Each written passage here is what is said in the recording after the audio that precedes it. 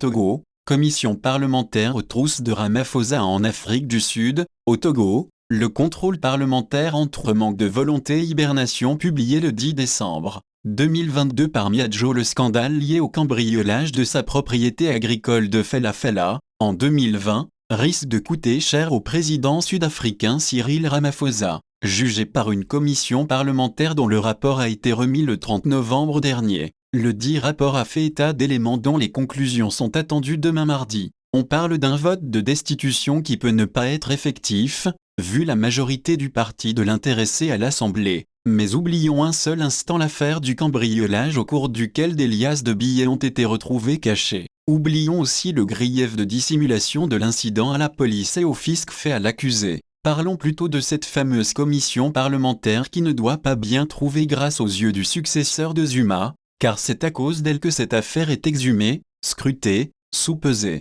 C'est à cause d'elle que plane une incertitude sur l'avenir du président. Mais qu'importe, composée de 3 membres, dont un ancien président de la Cour constitutionnelle, la commission parlementaire avait été désignée par le Parlement, afin qu'elle se penche sur l'affaire. Un Parlement où l'ANC du même Ramaphosa détient une confortable majorité. C'est dire à quel point cette commission est indépendante et affranchie de toute pression. Comme toute commission parlementaire digne de son nom est constituée d'un certain nombre de députés et sénateurs chargés d'examiner une question relevant de sa compétence. On serait dans un parlement autre que celui sud-africain, comme il en existe sous nos latitudes. Cette affaire aurait couru sous le manteau, personne n'en aurait soufflé mot, et si elle avait été ébruitée, on l'aurait étouffée avec la dextérité du prestidigitateur. Comment ne pas penser au Parlement togolais dont on se demande à quoi bien servent nos commissions dites permanentes du Parlement. On a l'impression désagréable que les 9 commissions permanentes comprenant chacune au moins 8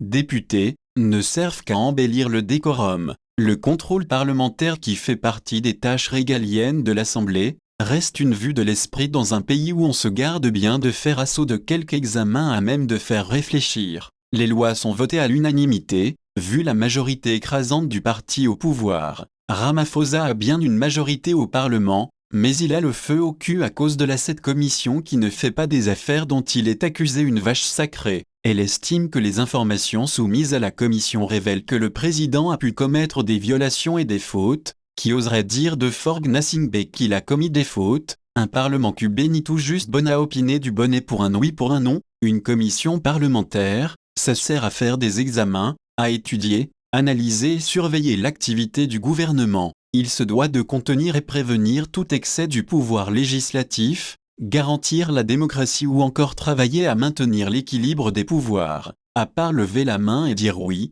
à chaque adoption de loi, on ne sait pas ce que notre sacro-saint Parlement sait faire d'autre. Puisse-t-il s'inspirer du modèle sud-africain et sortir l'Assemblée de son hibernation? La vie économique du pays et son intégrité en dépendent. Georges Apetsi.